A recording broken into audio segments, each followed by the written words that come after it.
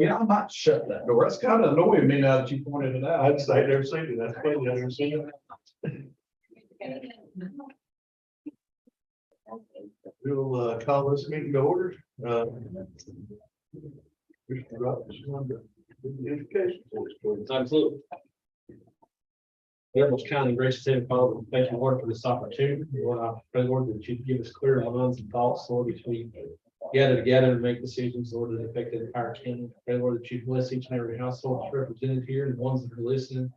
Lord, I thank you, Lord, for all the things you do. So I just pray for us in Jesus' name. Amen.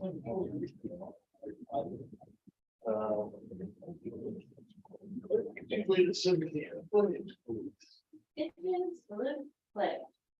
Pledge allegiance to the flag of the United States of America, and to the republic for all.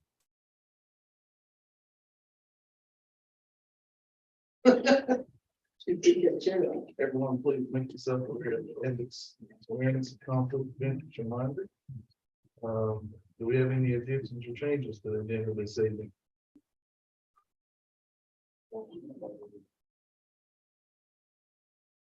Mr. Chair, we need to recommend that 12B, NCDPS Community Programs County Funding.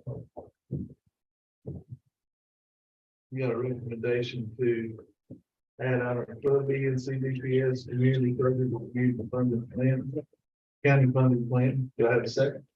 Second. All in favor of the usual sign? Motion carries. Please make note of that on your agenda. Once again, that's item 12B for the NCDPS Community Programs County Funding Plan. Do I have a move we adopt the agenda this evening? Second. Second. All in favor of the usual sign? Motion carries. Next item on the agenda is the approval of the May 1st, 2023 meeting minutes and the budget workshop minutes on May 1st, 2023. I have a motion we approve. So moved. Second. All in favor of the usual sign? Motion carries. Do you have any public comment cards? This week? I don't see it. Next thing we have on the list this evening is Miss Amber Briggs for the Avery Intervention Regional Library presentation. Should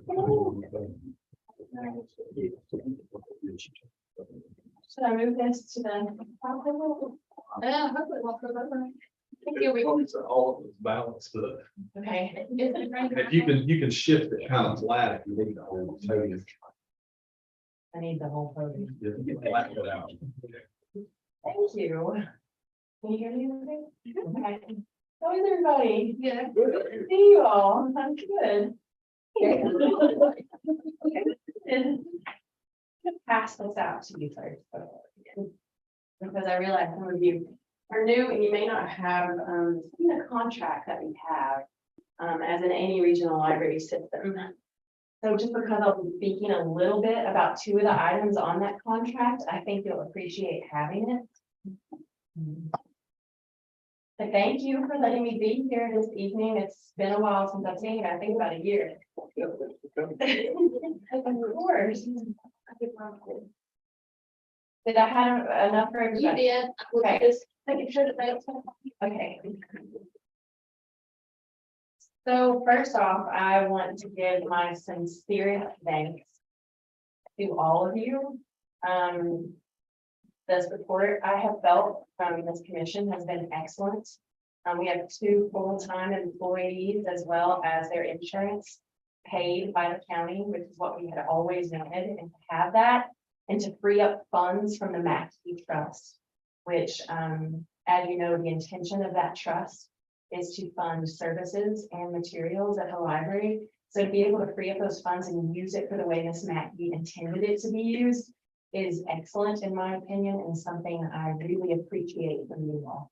I'll speak a little bit about that too, a little bit later. Let's see. So I will say that organizations and agencies may say they have the best people, but I promise you, the Amy Regional Library System has the best people. I am so proud of my staff. So first off, I've handed out this contract to you. I thought it'd be nice if you each have a copy. And I'm going to speak briefly about the regional library system setup. I do that every few years, so a few of you have heard it before, so it may seem repetitive, but I think because it is complicated, it's good to repeat it. So the regional library was officially recognized as a library system in 1961, and the county governments entered a contract, which is what you're looking at now. And that contract was reviewed in 2021 and then approved for 10 more years. So that is the new contract that we will have in effect till 2031. So the purpose of the regional system is taken directly from that first page of your contract, is to provide the most effective and efficient use of local resources to benefit the residents of Avery, Mitchell, and Yancey counties. And then the fourth, I believe, whereas provides opportunities for services and resource allocations otherwise beyond the financial and service capabilities of individual governments. This is the why of having the regional library system. This is the root of also why we have state aid from North Carolina state government, is because this was intended to impact rural areas who are also seeing a decline in economic. So that last line is significant as to the why. We have each county and one town government, which provide a budget for each individual library. So the Mitchell County provides the budget for a Mitchell County Public Library. So the benefits of being a regional system are tremendous. I'm only going to state a few. So state statutes require that in order for a library system to receive state aid, a library has to have a public library director with a North Carolina certification.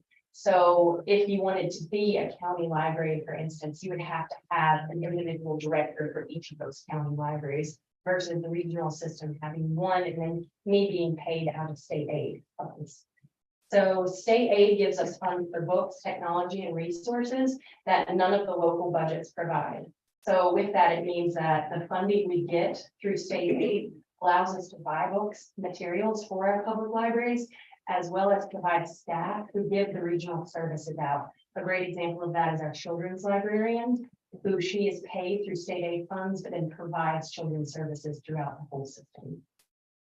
We also have access to LSTA funds. These are our Library Services and Technology Act funds. We have been very lucky to receive, just in the past few years, 5 of these grants that we have applied for, one of which went forward to fund the Spruce Pine Story Trail.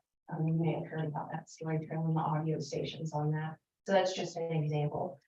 We also have access to NC Live through state aid, and that's the database that provides thousands of online resources to mostly community colleges, but also larger public library systems.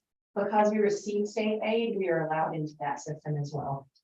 So at the regional level, we have a full-time finance manager, our CFO, which is Mitchell Allen, and he and I work side by side. So we're a really great balance in the system. The children's librarian, the bookmobile librarian, and outreach librarian. Due to state aid cuts, we did have an administrative assistant, but because state aid kept decreasing 15 years into the decrease, when that person retired, we did not fill that position, and the remaining staff, meaning the CFO, myself, outreach librarian, we took on those duties that an administrative assistant generally. So we also receive funds for children's programming, materials, summer reading program. We have one of the most robust summer reading programs you will see this summer. We have performers almost every week coming to our libraries. It's been a lot to set up, but we are very excited. And a lot of that was made possible because we were given a non-recurring state grant. And by that, it was just a chunk of money, around $172,000. And we had 2 years to spend those funds. The great thing about those funds is they didn't have the usual parameters as state aid does. So we were able to use those as bonuses for all staff throughout the system rather than just regional staff. So as you can imagine, that was great for all of our staff. And then also the programming we have this summer, those funds are going to really build up our summer. We also received the library materials I talked about from state aid, which is around 5,000 to 10,000 to each library annually. Our general technology support, so our IT system, most of that funding comes from the regional library from state aid. We also have an integrated library system circulation support, and that is through Cardinal. We used to have a much more expensive system that was around $27,000. Cardinal is about $6,000. So making that transition was imperative to us as far as saving funds regionally, but also requesting less from county and town governments. So that system has been great. We've implemented it for 2 years now. The access we have across the state for you to be here in Mitchell County and then borrow a book from folks that you really wanted to come in a week. Our patrons have been really excited about that. So when we apply for state aid, we have to have the application itself and the maintenance of effort form. The maintenance of effort form, we have to secure funds from local government sources. And that gives the assurance that, and we also have to give the assurance that my library salary is paid through state aid, which it is. But we have to secure funds from local government, and it has to be equal to the average amount budgeted for the previous 3 years. It means that what you give as a county to our budget, we are able to almost match that with state aid funds. So, which is incredible. State aid is appropriated by the General Assembly. As a regional library system, we receive a block grant, just like a county library receives a block grant. But because we are regional, we receive an additional block grant. And so that is imperative to our budget. So the formula factors in service area, per capita income, and then it also allocates 50% of state aid funding to the block grants. So for us to be compliant, those block grants can only be used for materials, regional salaries, equipment, and operating costs. So that's why we can't increase salaries and then say we're going to pay this branch manager so much out of state aid. That would be a conflict. And I'll speak more on NCPLDA and priorities related to public library funding among libraries, because that will help you as well to understand. So as a member of the North Carolina Public Library Directors Association, I was rotated off as board chair of the Regional Library Directors Commission. So as chair of that, my main objective was to make sure the state understood what we face in rural libraries and why we need more funding. So for the past 8 years that I've been director, I was told in the beginning to seek out funds from county and town governments, to ask more from town and county governments. Every time I've asked you for an increase, you have given it. So how do I go back to the state who has continuously cut libraries and say, listen, I'm getting support from county and town governments. What I'm not getting is state support.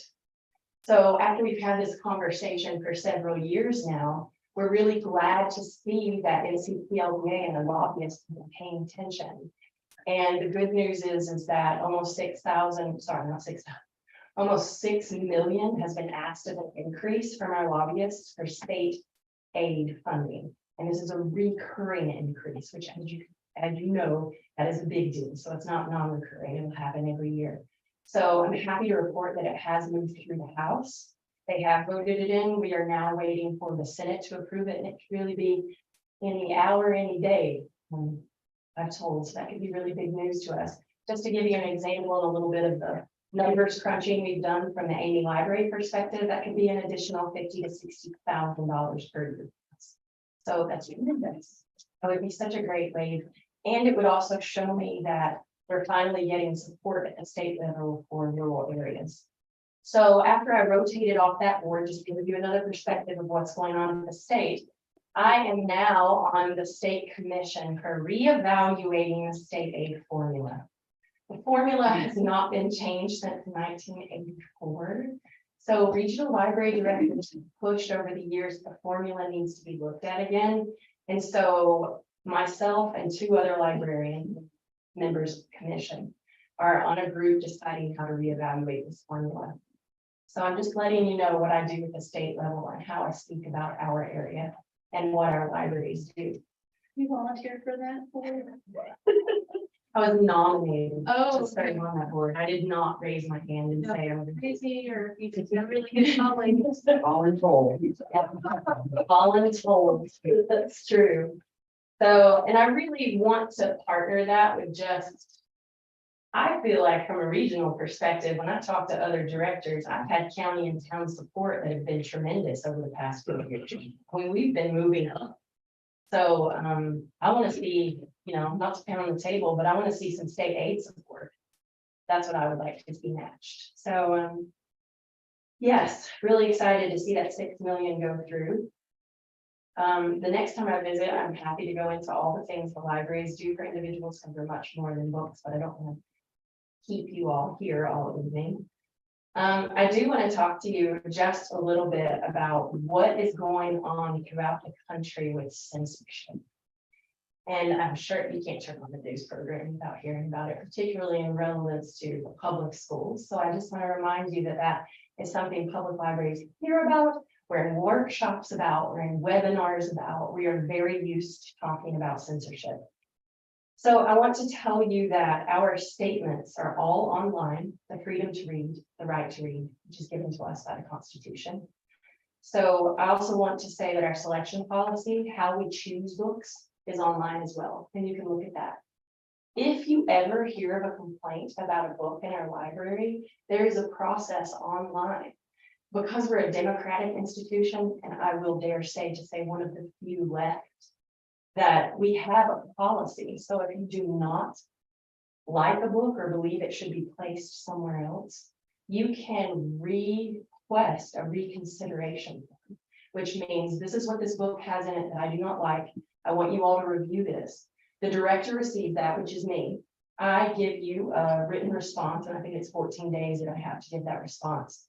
And then if you don't like that response, it goes to the board of directors. So there's a great policy in place in case anyone is upset about a book that exists in the library.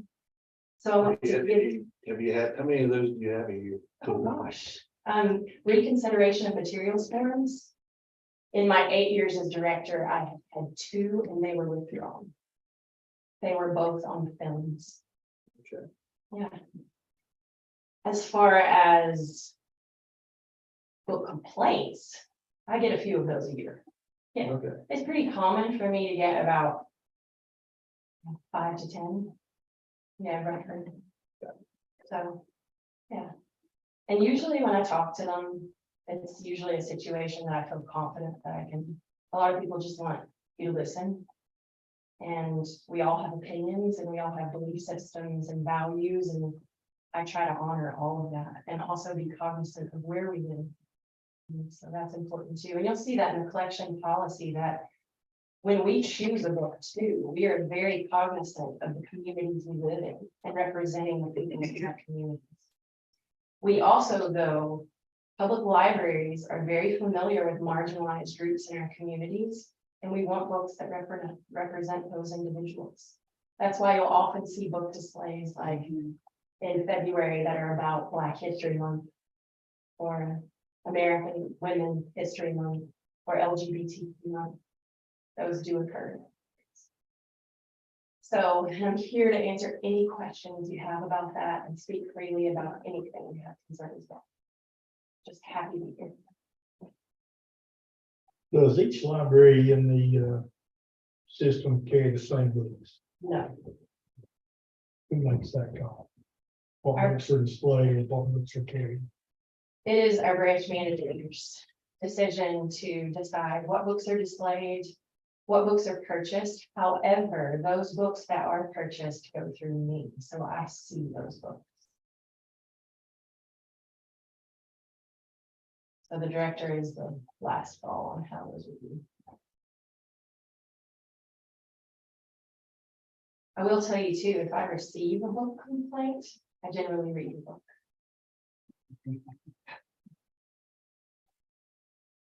Makes sense.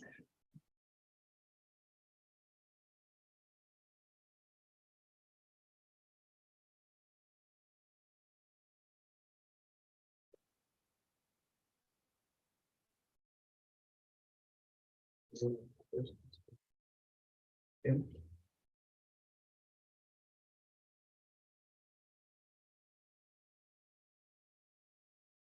Thank you. Of course. I'm happy to be here. I'll come back anytime. And you can always reach me through the office phone number, the cell phone. I'm on email every day. Use your cell phone. It is 828-678-0732. Thank you. Welcome. Thank you. Thank you. Appreciate it. Next on the list this evening, we have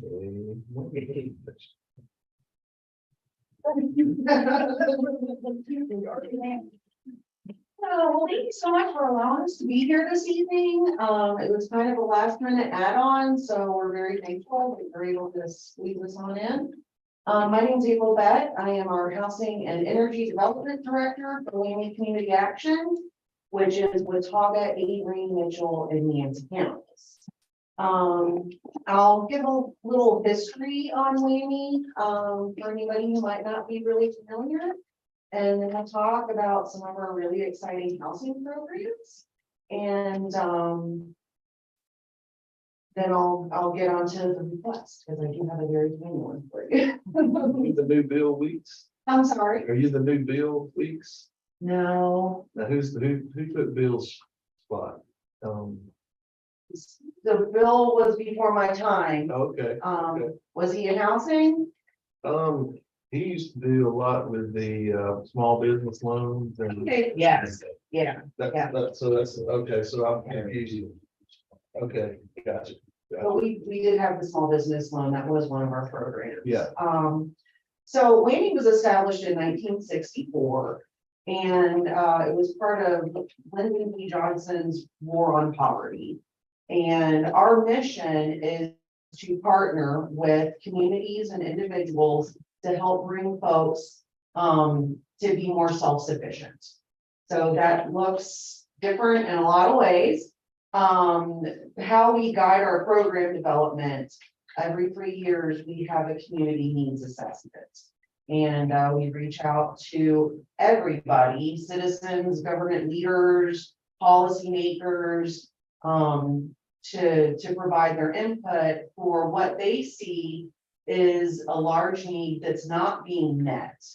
And then WAMI works with, we take that information and we work with other agencies to either make their programs more robust so that they can help fill that gap, or we develop our own programs. So for example, the small business loan program, that was a need that was identified many years ago. We developed a program for it. Then when that was no longer a need, then we developed a new program. So backtracking a little bit, in our 2020 needs assessment, housing was the third identified need across the whole service region. That prompted us to really beef up our housing repair, just programs, what we offer to people in the community. Our 2023 needs assessment, housing was the top 2 needs. So of course, affordable housing, you know, for folks who are trying to purchase homes, but then also maintaining the current housing stock. People who happen to be low income, they might live in ancestral homes. They might be struggling to buy their food and medicine every single month. So when you have a tiny roof leak, and you can't afford to pay somebody to come and patch your roof, that roof leak's gonna grow, the boards are gonna start to rot, deteriorate, you're gonna mess up the foundation, the beams, the ceiling, the floor, like. So, you know, the problem grows in scope and cost. And a lot of the people who we are serving, I wouldn't even want anybody to live in that home. I don't think a dog is rightful to live in some of these homes, let alone human beings. And it's through absolute no fault of the homeowners. Most of the people who we serve are elderly women who have no support system for whatever reason. So I'll back up a little bit. In 1975, we started our housing services with the Federal Weatherization Assistance Program.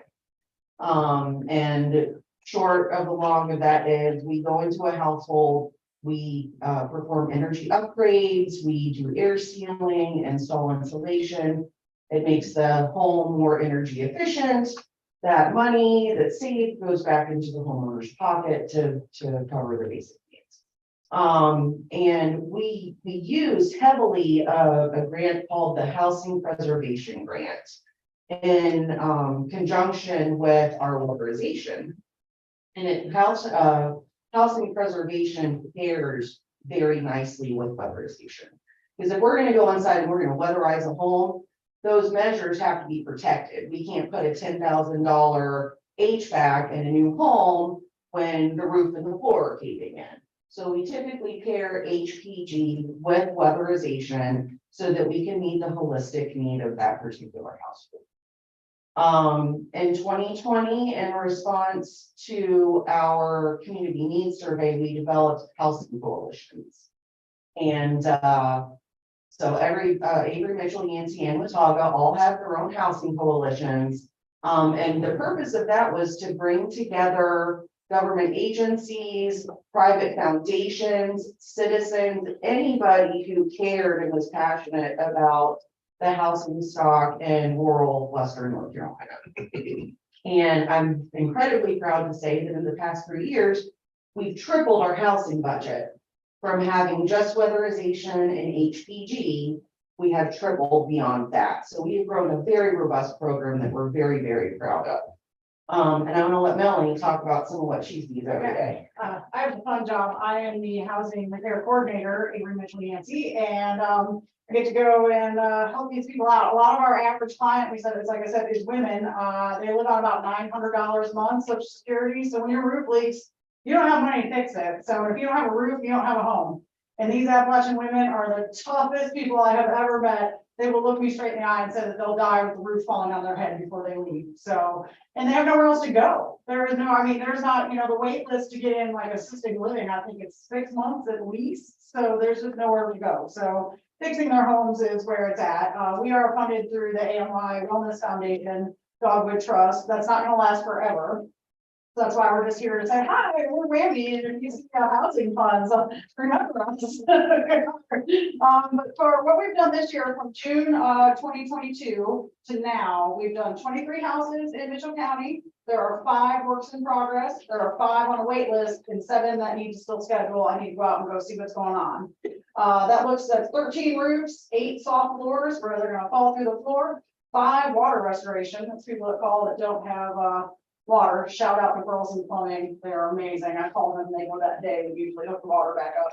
And we've done about 8 ramps and porches. So that's just kind of the breakdown for now. And Mitchell County has a great response with citizens signing up. Avery, Yancey, not so much, but Mitchell County residents are on to us. So it's gonna grow. It's gonna continue to grow. So just like an example of what we do, this is ceiling repair for the new roof. You want to pass that?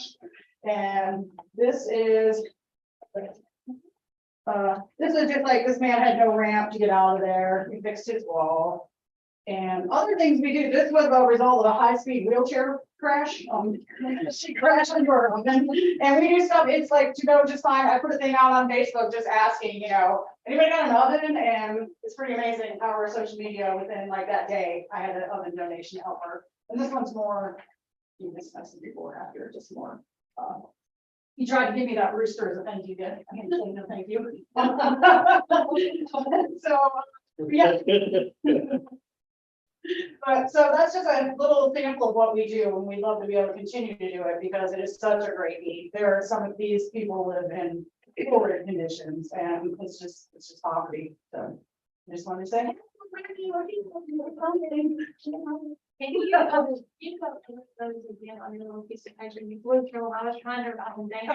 The 23 projects completed.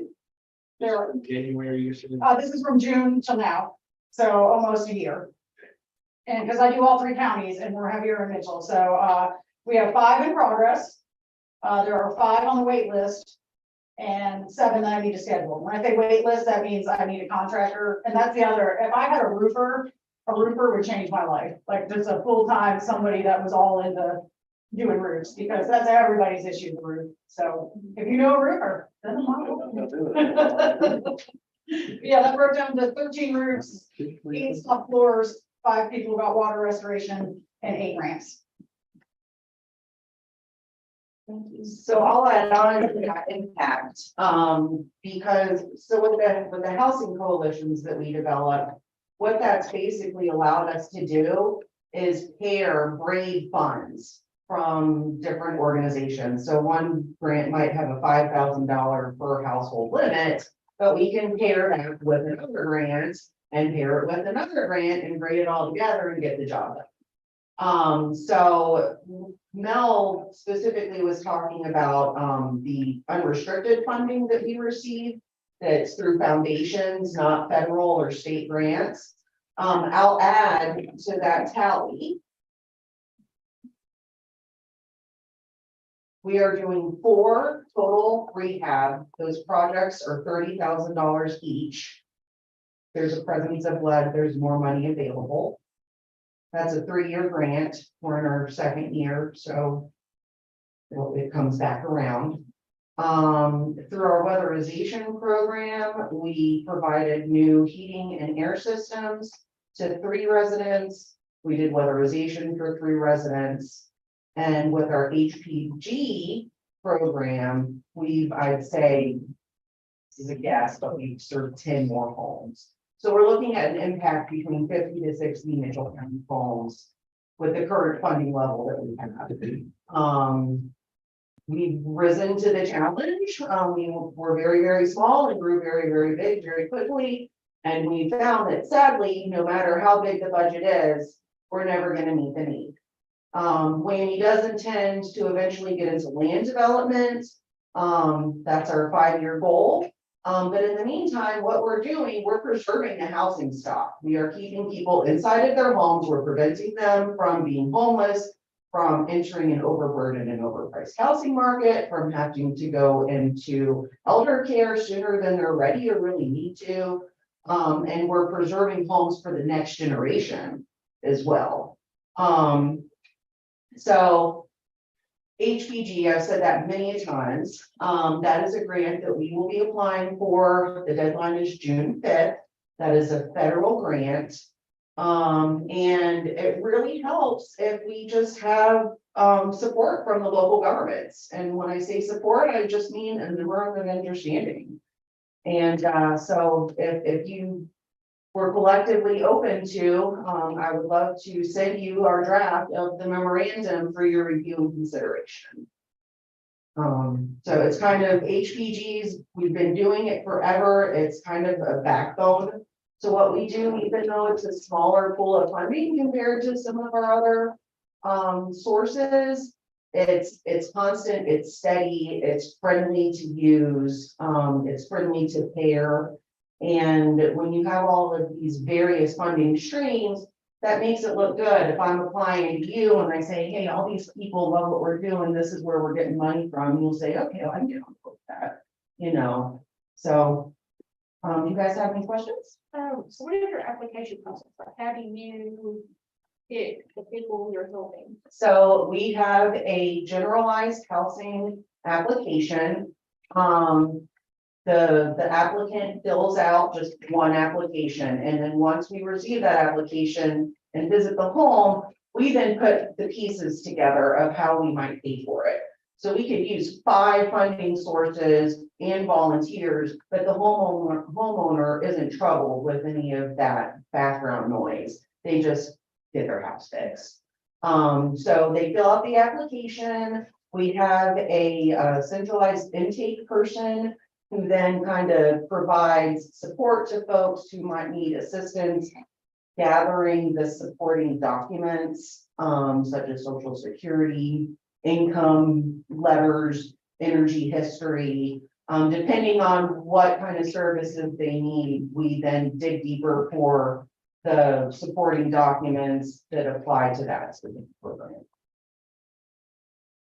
And once, you know, we figure out you know, kind of what they might need, where they live, then it gets divided amongst the various staff people, who run the different programs.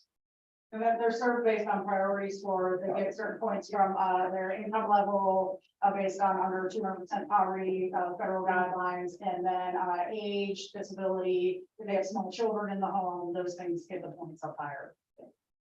So we do serve according to priority. It's not first come, first served. And as a person ages, you know, I think it's like 60 to 65, you get a point, 65 to 70, you get another point. The lower income you are, if you're 30% of poverty, you're gonna get an extra point compared to the person that's at 200% poverty. So we're trying to make sure that we're reaching fairly, in a fair and equitable way, the people who need the services most. There's people that, go ahead, Jeff. So say, what's your turnaround time? After you receive the application, Depends on priority. And it also situation, you know, if we have two folks that have the same priority score, but this person hasn't had water for 6 months, we're gonna get them some water first. That's just kind of at our discretion. So I'd say if you're a high priority, you might be looking at a 3 to 4 month turnaround. If you're lower priority, you know, there are people who are serving right now that applied a year ago, but that's because of where they fall on the list. Our other hang up is the contractors to do work. If I was blessed with a guy that has been helping me out in Mitchell County, and that's why these numbers are so high compared to some of the other, because I have a little more support contractor wise in Mitchell County than I do in some of the other counties. So I mean, there's people in Avery County that have been waiting now 7, 8 months, because I've got one guy that works with us and he can only do so much. So it's just, like I said, it's very much dependent on contractors that are willing to work with us. Because I know they can go build a big fancy home somewhere, or they could go work on the trailer, and I wish more people would choose the trailer. Yeah. So, because that's home too. Sorry, I'm asking lots of questions. No, please. So these people that they qualify to get their houses remodeled and stuff, are there any stipulations as to like, okay? You have to, I mean, I'm asking. It all has to be health and safety related. Okay, Even with the total rehab program that has the $30,000 budget. I know you might want granite countertops, but we're not giving you granite countertops. We're giving you what the minimum housing code standard is. You know, we look at things that are imminent threats to health and safety to the people living in the home.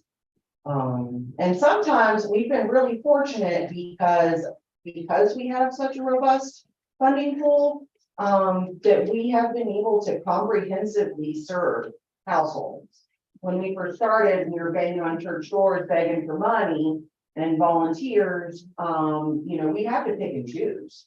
You know, we can get your roof in better shape, but I'm sorry, we can't do anything about the floor. Because we just didn't have the money for it. But now we can within reason, you know, we can pretty comprehensively serve a home.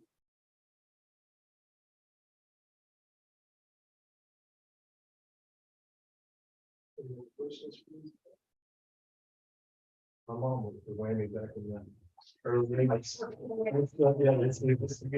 It's a great place to, the best job I've ever had. And I'll fight you when you said that you've got the best staff. Well, thank you so much for your time. thank you. You. We got a out of discussion 11B, I think for that motion. I'm not mistaken. Yeah. Okay. Yeah. Next on the list, we got Mitchell County Fire Association. Okay.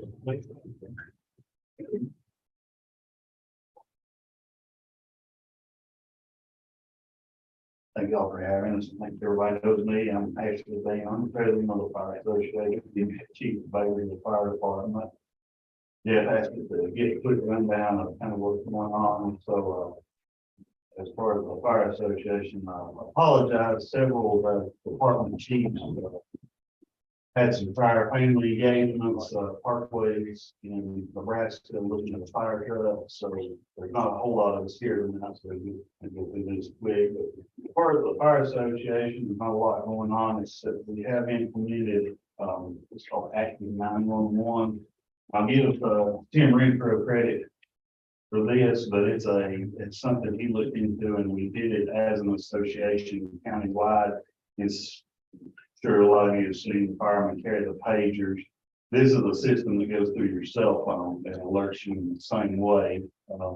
And it really helped a lot because in several reasons, everybody's always got their cell phone on. So you're gonna see what's going on.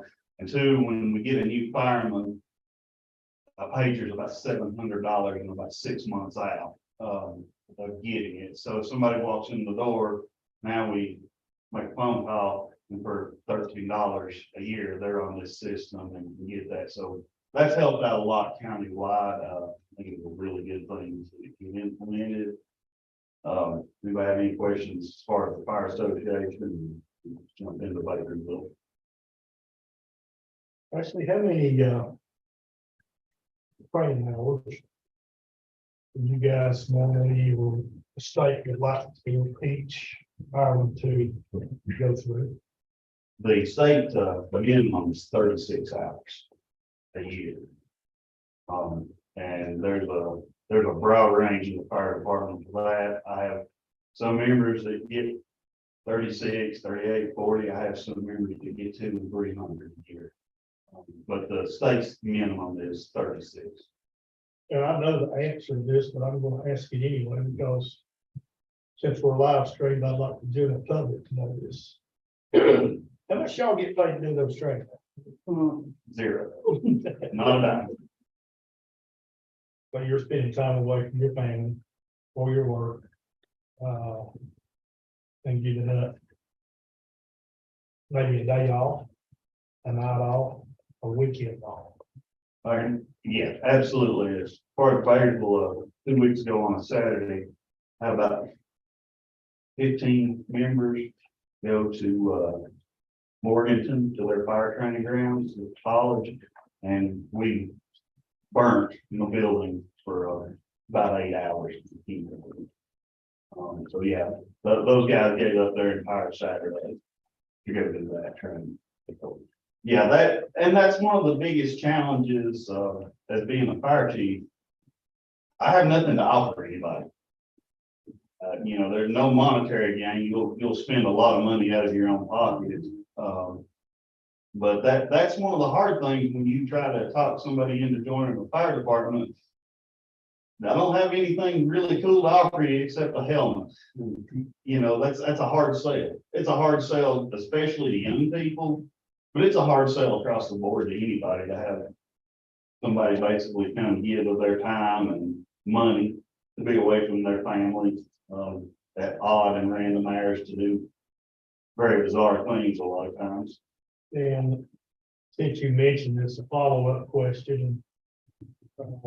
It doesn't have to be the exact numbers, but out of the fire association, all the fire departments combined, how many active members would you say you had combined? And then out of the active numbers, what percentage could be of retirement age or are of retirement age that can walk away tonight? As countywide, I would say if we had 150, that would be very gracious. And of those that can retire, it's hard to say. It varies from department to department. I'm 4 years past retirement myself, and we've got several at Bakersville that are way past their retirement time. And the fire service, that's 20 years of service. Would it be, in your opinion, the majority of the folks that are giving up their time as volunteer firemen are eligible for retirement? I would say at least half of them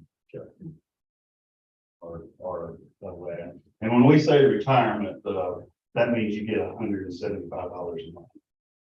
So it's not a big retirement. That's after 20 years. That's after 20 years.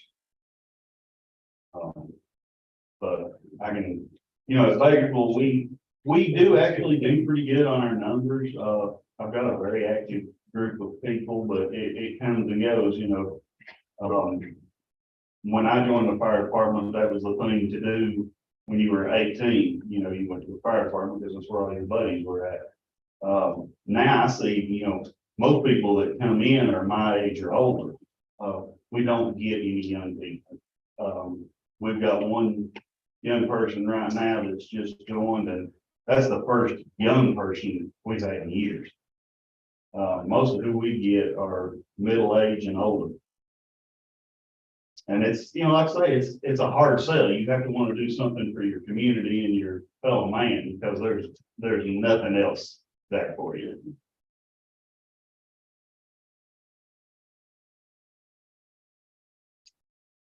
Any other questions? As far as the operation of Bakersville, we have seen an increase in our operating funds after the file, which is, it's helped us out a lot. We were getting very close to the money going out, didn't match the money coming in.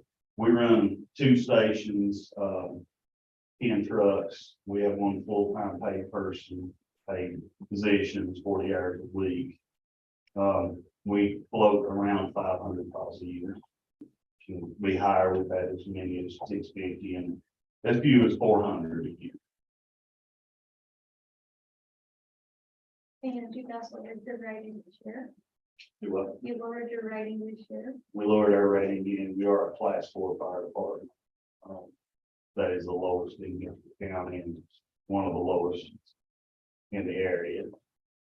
That is a big undertaking and a big thing to maintain. It's not just now you have it, we have to maintain that, we have to be re-inspected every few years to keep that rating, but that rating does help you greatly on your homeowner's insurance. So that was my main goal when I took over as chief. We were at a class 7. My goal was to get us down to a 6, and now we're at a 4. And there's a possibility that in another inspection we might go to a 3. Not sure. We're going to keep trying. Like I say, that does directly affect what you pay on your homeowner's insurance. So that was important to me as a chief, and important to our department, is to do as much as we could, and we felt like that would, hopefully nobody ever needs us, but very few people go through a structure fire or a serious car wreck. But everybody pretty much across the board has homeowners insurance, so if we can lower that number for everybody of what they pay, that benefits everybody across the board that we serve. Any other questions for me? I think we've got Tim from Ledger and Tim from Fort Mountain. The 2 Tims. 2 Tims. 2 Tims. Nothing else for me. I'll turn it over to Tim Jones.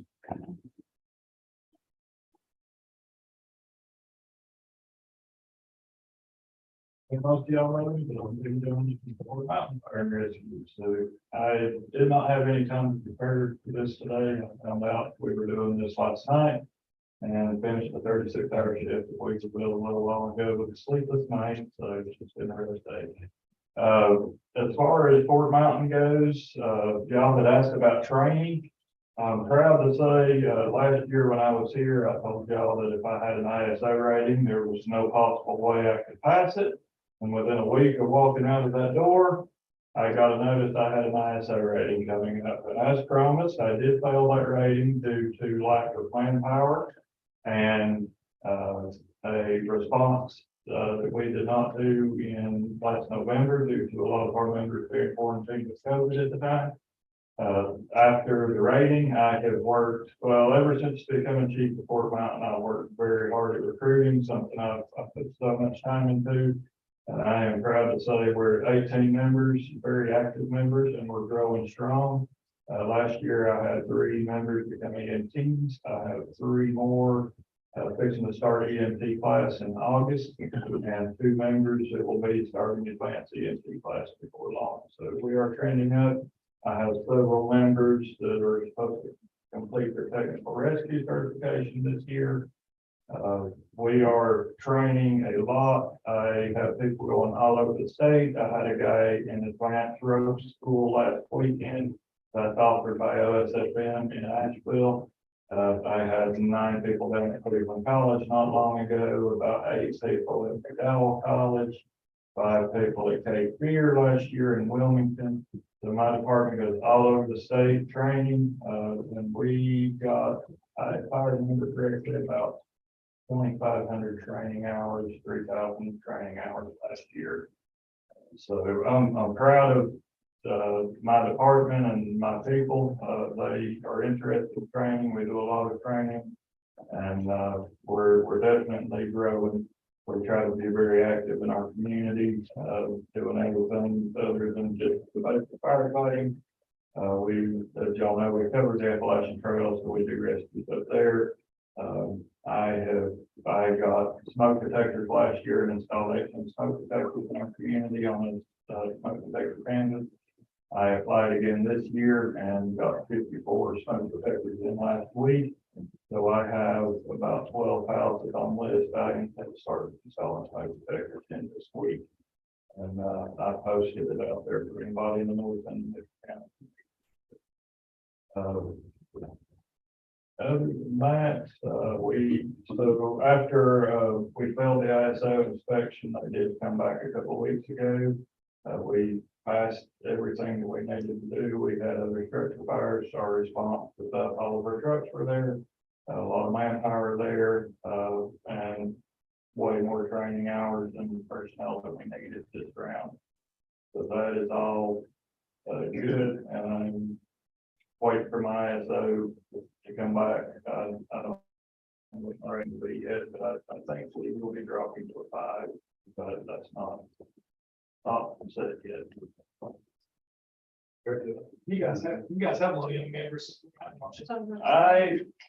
As I said, I recruit hard. I do. Most of my members, I have several that are beyond retirement age. I have several in their 40s or above.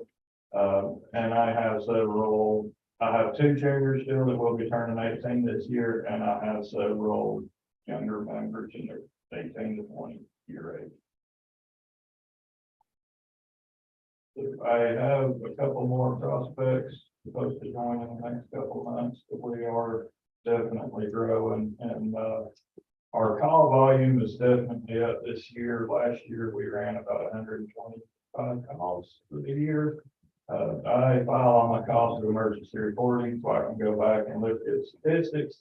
And for the month of March, or excuse me, for the month of May, for the last 4 years, we've run like 2 to 3 calls. That's been our slow month.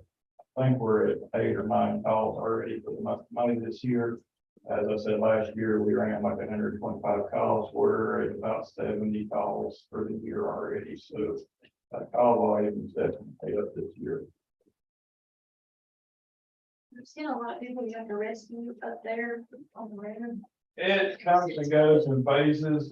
Right now, the gate's shut on top, so there's not as many people up there. We did have, I believe it was in March, we were up there 2 nights in a row, up till about the middle of the night. So it comes and goes. We generally run 10 or 12 calls up there a year. You ever have anybody get hurt up there in the winter? Go up there and sled? We have, I haven't had anybody sledding or skiing is what generally happens, especially like from the hotel site on the back side of the road. There's a lot of ice on the trail. People will fall and bust their head or something, maybe we don't have to get them to the hospital, but we do and go up there and treat a laceration or something like that. Y'all trucks go up there? Okay. Absolutely. We're called up there, we go up there. We have chains and all that for our tires, so generally it's not, if it's real bad snowing, people hunker down in shelters or something, but we have been things. And there can be several inches of snow up there when there's nothing down here, so. We've also had people that go up there to camp and not realize the wind's 60 miles an hour on top of the hill, and they just want somebody to walk them off the mountain. And I've been up there with some deputies at like 4 in the morning, and they're like, glad you're here, let's walk down. They didn't need any help, but they were just wanting somebody to cheer them on as they walk up the mountain.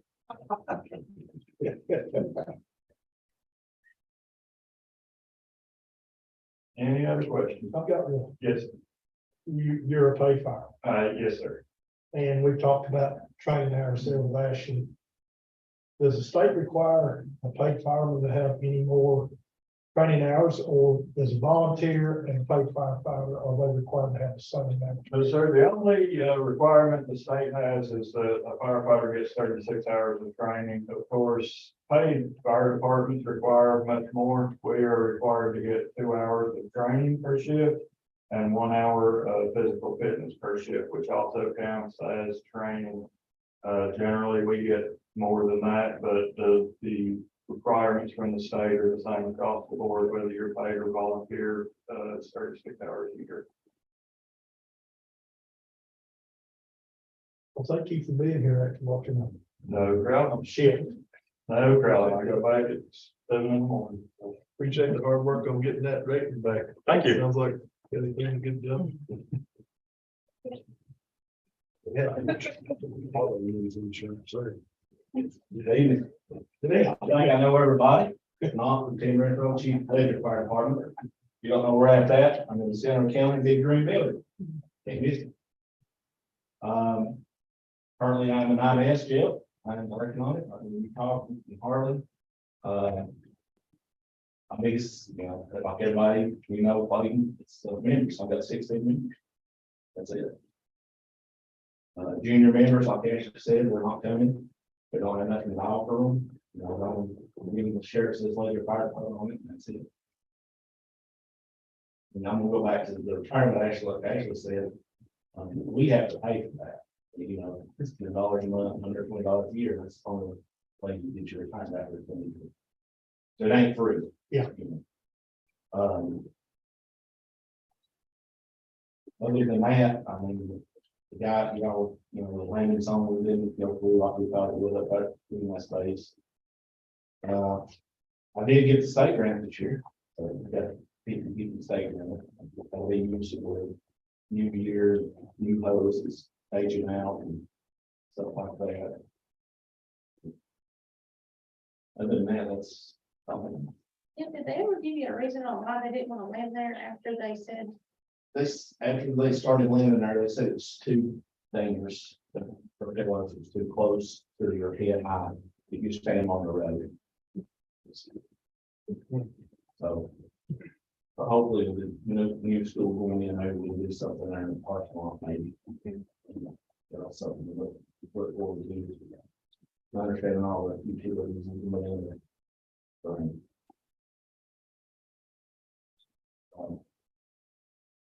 They have currently 5 trucks, a 1 engine tanker, 1 engine, 2 tankers, a QRV, and brush truck. But we don't right out there.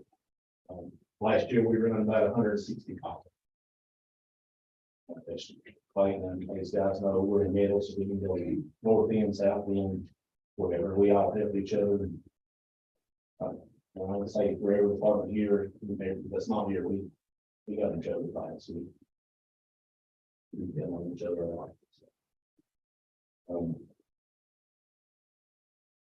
What's your plan, Tim, to get that INS down? I mean, what do you gotta do to help that? Well, most of it's paperwork. And a lot of it's full hands-on. We started on our water points. With that, you gotta go around with the homeowner and you can't just go.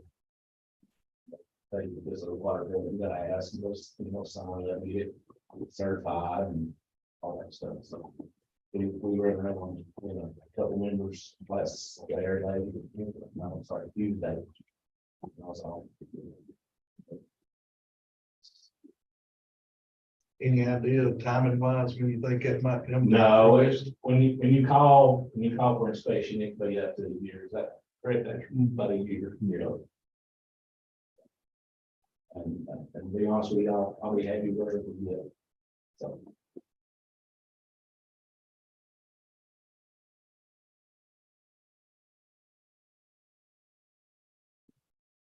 Yes, what you do. Very much. You said you was making my retirement, my part, I got 4 months in there. Brett, I got about 4 other guys that can retire right now. Just that you 12 level.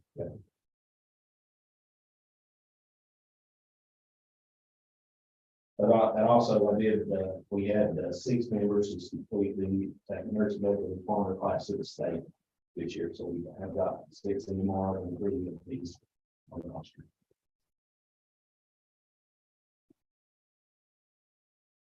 See, there's.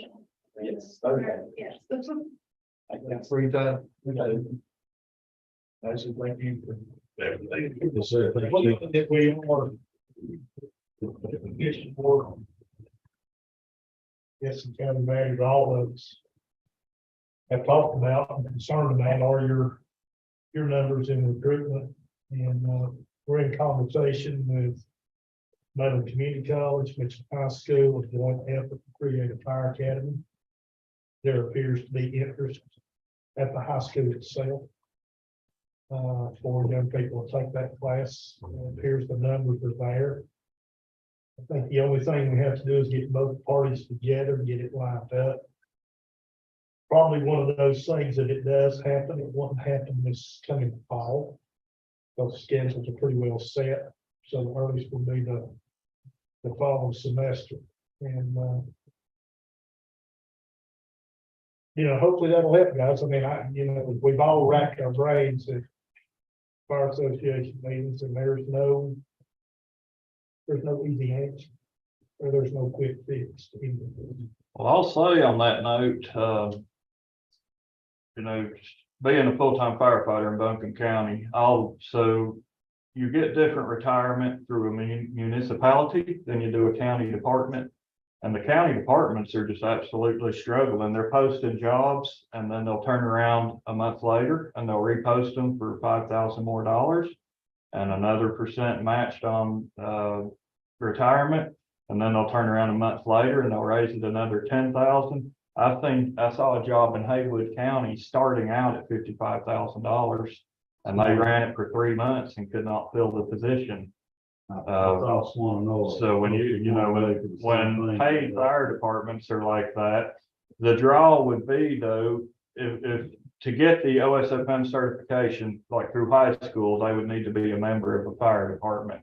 If they can graduate high school with a firefighter 1 and 2 certification and be ready to go get a full-time job somewhere paying $55,000 a year right out of high school, that's a good reason to join the fire department to get that certification. And for the most part, you can live at home or live in your community, drive to your job. What you work about 12, 15 days a month? 10 days a month. 10 days a month. Because we're shorthanded, I'm working a lot more than that. But so you work a third of your life, 10 days out of 30, and different departments do it different ways. Some days they're all 24-hour, but you might work 24-hour and be off 2 days. You might work 48 hours and be off 4 days. And then I work what's called a modified LA, where we work. It's a weird schedule, but sometimes I work 1 day off a day, work 1 day. Some days I get 4 days off in a row. So we work in a 12-day cycle. But it would be a great way to try to bring people into a volunteer department by offering, join your department, take this class at high school. And when you graduate high school, you could be in a career straight out of high school. And I promise you, if they get their EMT and their firefighter too, they will get a job. They're begging for people. And the good part about that is they live at home and they can, with some good money, with benefits. Yep. And also they're retained as a volunteer firefighter in their community. So definitely be a great thing if we could get it worked out and make that happen.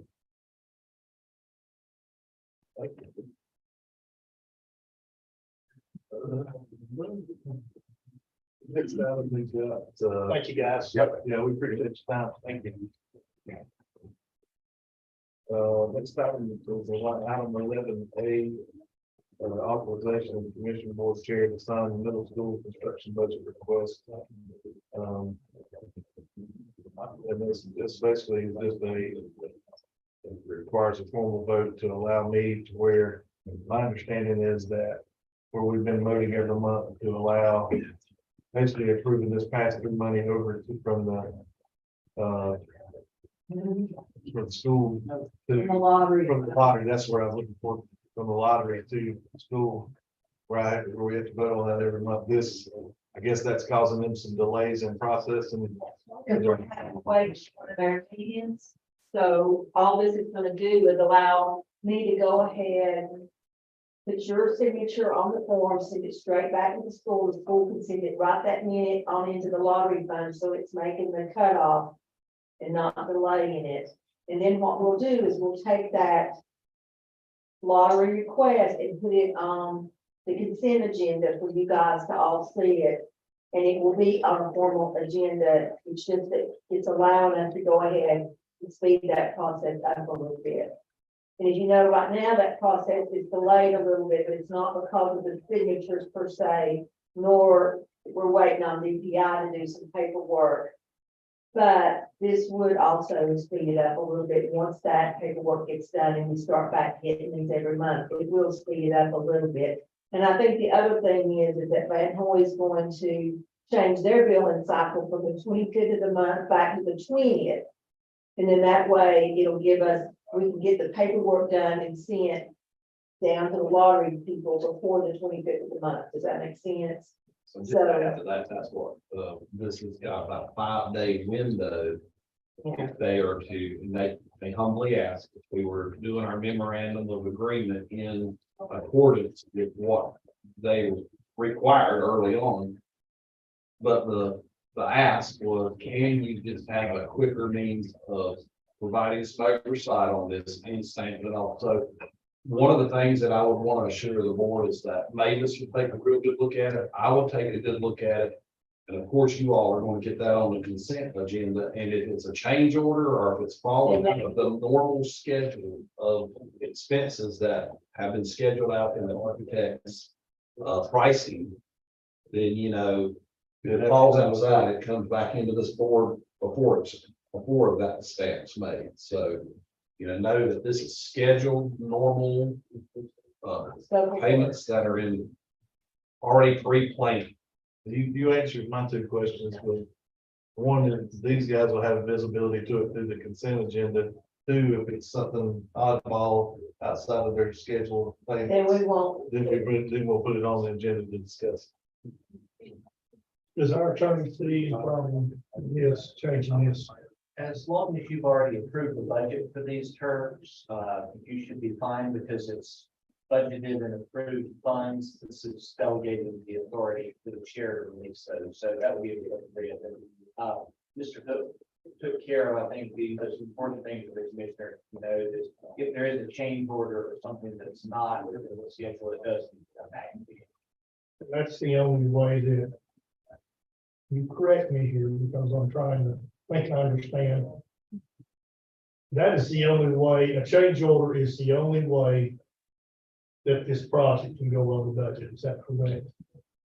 Let me say that, yes, that's correct, but we are getting ready to get a guaranteed maximum price number 2 as we go through site development on that project. So we've been getting construction updates.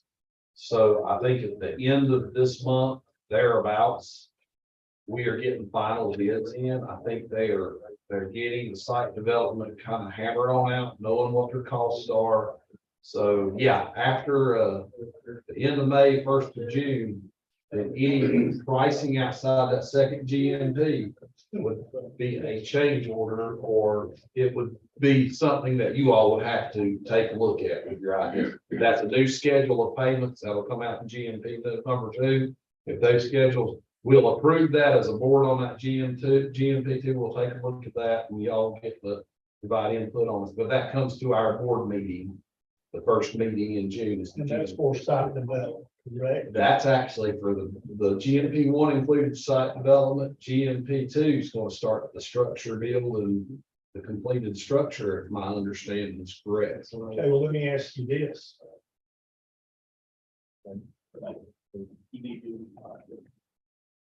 Construction manager risk when this bid was put out. These are guaranteed prices that carry.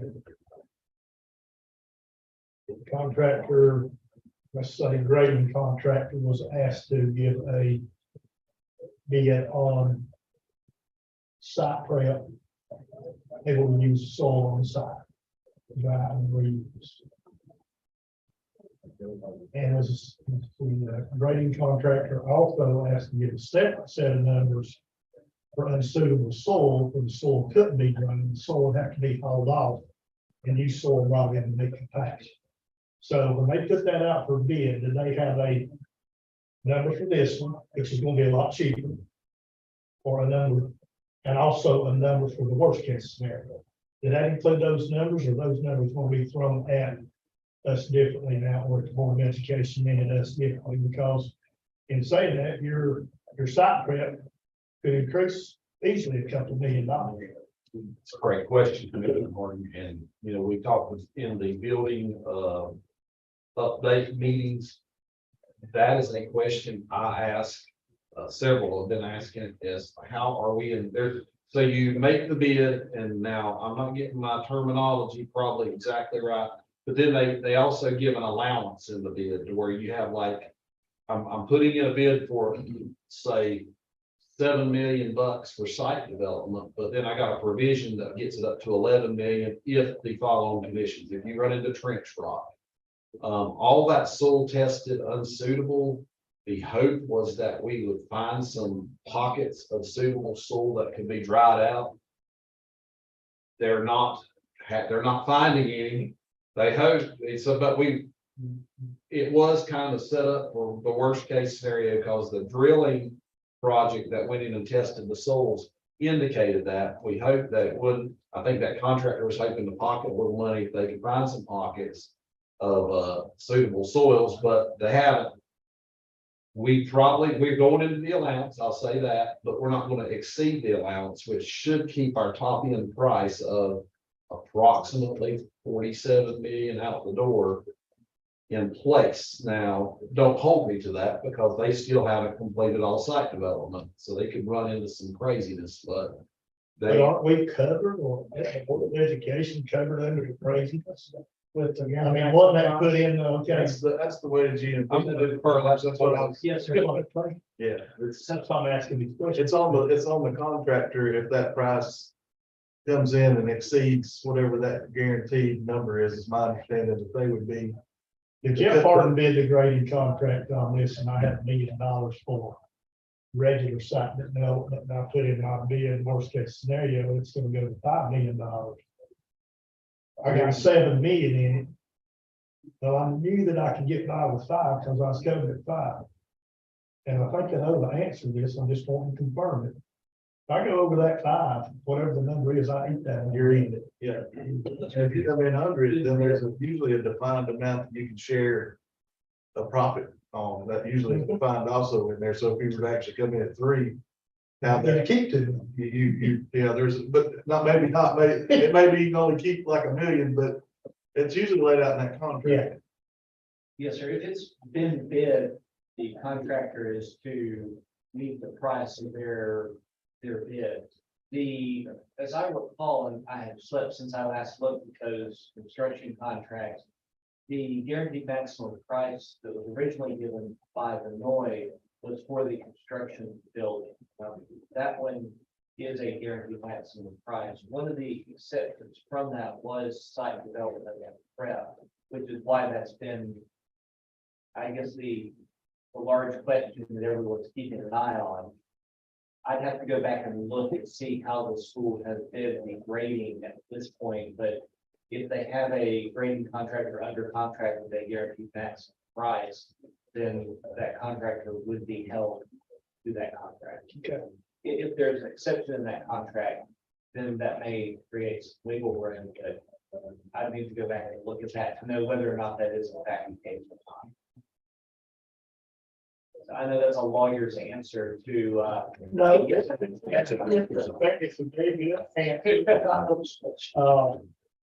But I would like to know.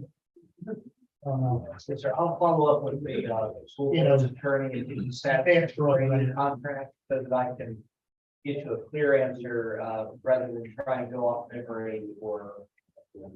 You know, the reason I'm concerned, we're sitting here as county commissioners and we're looking. Hey, this got 40 million, you know, the 7 million, if everything works out right, we're gonna have to pay for it, now it goes to 48, okay. Now we gotta come up with $1 million. But, fund balance, tax increase, whatever it may be, whatever that amount goes up, it goes up 60 million. This board is responsible for that amount of money, that's why I'm asking a lot of questions, just for clarification. Knew some of the answer you probably did, not all of it, but just wanted to clarify, but I would like to know that on the grading side of it, you know, is there that high low, or is that an amount of money that could go from here to wherever state? And I believe that your understanding is correct, but I will confirm that with Mr. Hemme and report back once I hear from him. Thank you. Yes, I'm gonna say one last thing too, site development, it's nearly completed. Now they're gonna install the aggregate piers in the month of June. But the actual grading of the site is scheduled to be done, I'm guessing over the next 2 weeks, 2 to 3 weeks. So we are getting close to complete on that site, and if the aggregate piers go in, we're starting to get in predictable territory. So If I recall correctly, I believe they said it was going to be an issue with overrunning the budget with the inside development. yeah, So it should be clear enough that when we get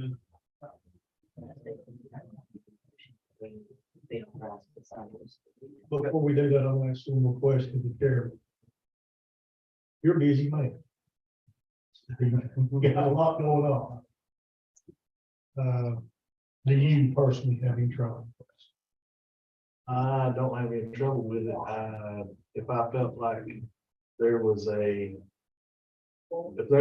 what I will do as the one responsible for this, I will pick that schedule. I'll look at that number. If there's anything outside of that, I would escalate that to you guys before I sign it off. Well, I won't refer to that. I guess at this one, as busy as you are, is this going to cause you any more grief between trying to do your regular job, your family stuff, and, you know, candidates? I mean, to my knowledge, it should be just verifying some numbers and you know, quick conversation with Mavis and Alan. Okay, Is my understanding with it now. I just want to make sure you won't want to be bothered. Well, I appreciate that. Because I do have a lot of stuff going on these days. So thank you. Appreciate that. Okay, Ms. Masters, I'm through. We got a motion to allow the authorization of the Commissioner Board Chair to sign the middle school construction budget request. Do we have a second? And I'll second. Do we have a vote unanimous or vote, whatever it is we vote on after we say that? I can't remember. Yeah, all in favor, vote with the usual sign. It's like, sorry, I couldn't let you get that out. That's the big thing about it. Sorry. Thank you. No, Jim, I'll be fine. Let's sign it. Yeah, take anything on. Let's get you a stamp. You don't even have to see it. Just do that. Just hit the right line, brother. Yeah, she hit the one that's there. So, next item we got this evening is the Mitchell County's letter of support for Wendy. I think you guys heard the presentation there. Wendy basically needs a letter of support from our board to go along with their application to the USDA Housing Preservation Grant.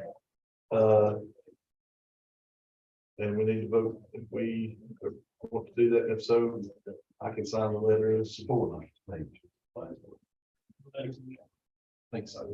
Yes, and I can run this real quick. To whom it may concern, the commissioners of Mitchell County are aware of the great need for housing rehabilitation and care services for the low and moderate income in the county.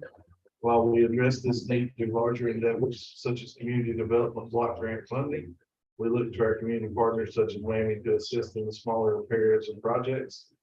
WAMI Community Action Incorporated has been providing housing and housing related programs in our county for 59 years. In fact, over the years, their various housing programs have assisted hundreds of Avery County residents by making their homes safer and more energy efficient. To that end, the commissioners of Mitchell County fully support the WAMI Community Action Incorporated in their application for the Housing Preservation Grant Funds from the U.S. Department of Agriculture and Rural Development Division. You guys are all right with that? Get a motion? Motion. Second. All in favor, vote by the usual sign. Motion carries. We'll find that and get that out. Next item on the list this evening is the consent agenda. Do I have a motion to approve the consent agenda? So moved. Second.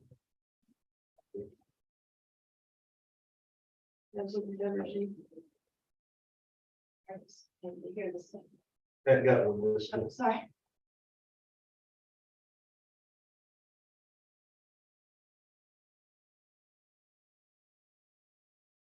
I don't know how many. Six. There's here the historic courthouse, the annex, sheriff's department, home office, and. There's one more. That'll verify.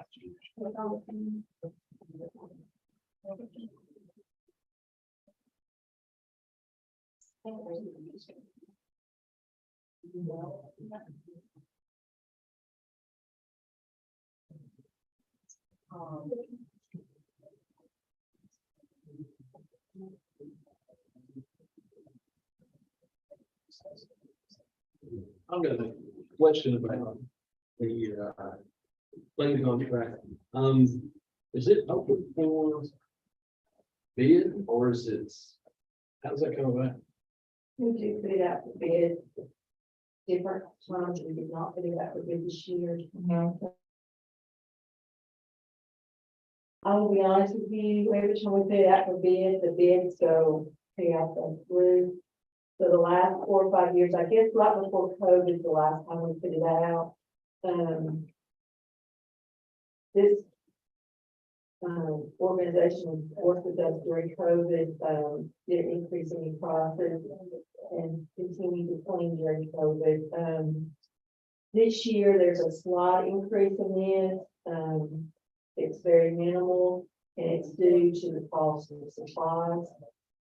But I'll be honest with you, we're paying this organization less than what our bids came in last time. So we've not got to that point to where we felt the need. And I'll be honest with you, since I've been here, this is probably the third or fourth company. This is the first one that I don't get complaints on. The last two, it was every day. The phones were ringing in the county manager's office or in my office about complaints. And a lot of the problem was getting staff, because whoever takes a bid, it requires a lot of staff. Their staff has to be bonded to work in our buildings. Because you've got the sheriff's department and you've got the courthouse. This one has been very good. I'll be honest with you, it might jump on some people's toes, but a lot of the people who hired were retired school teachers. And obviously, they're bondable people. So we don't have trouble with background checks.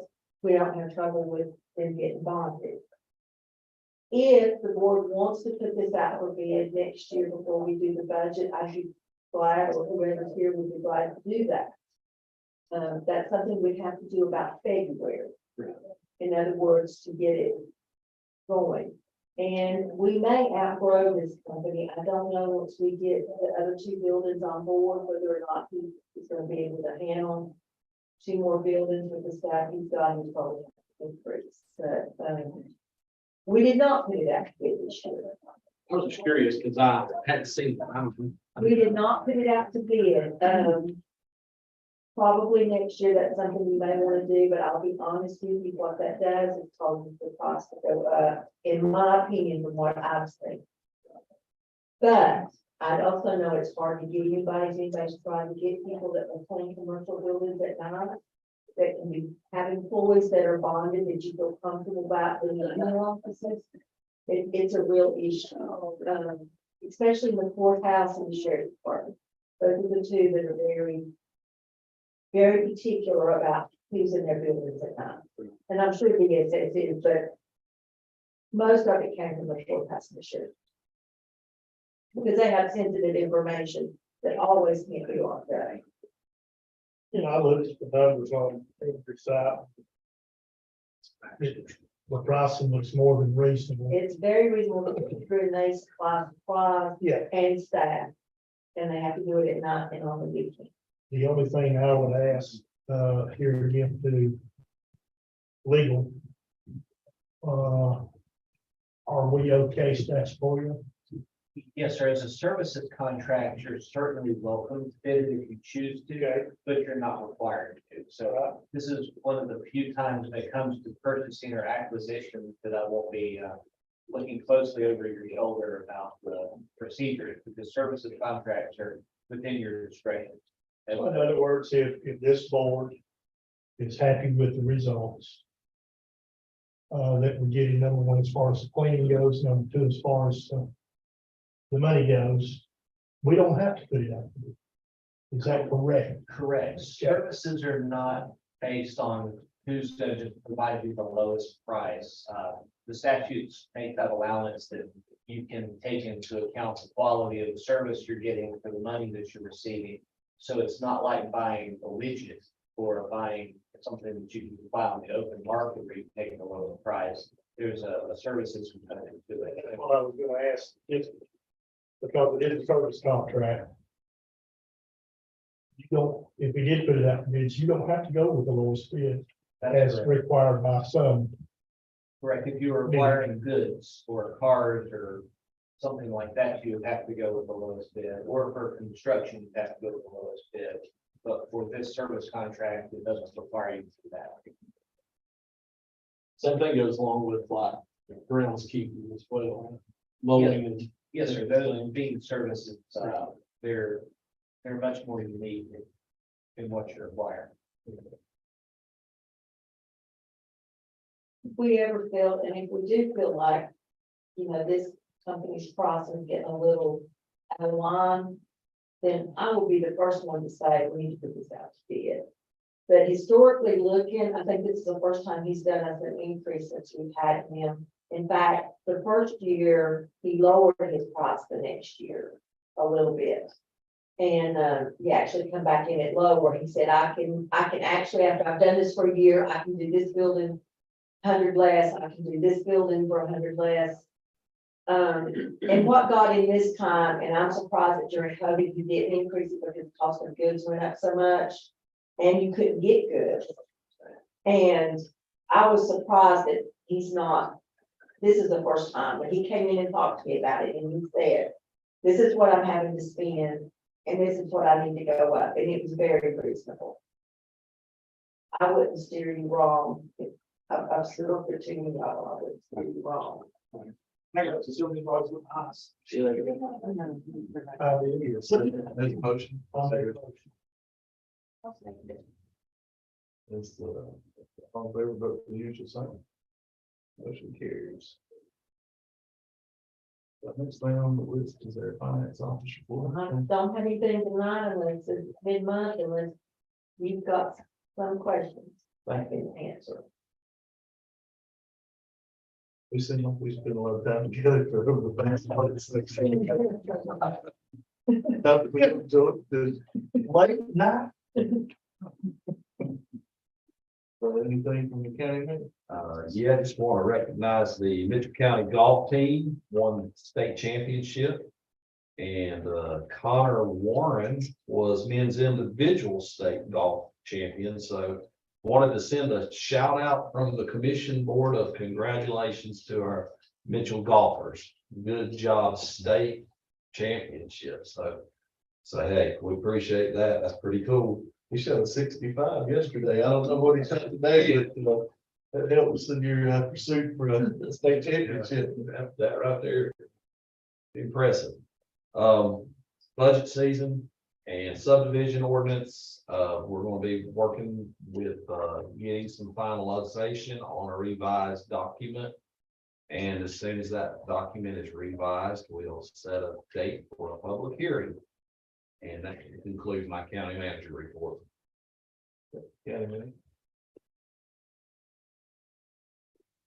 Closed session, I believe we don't have a closed session this evening.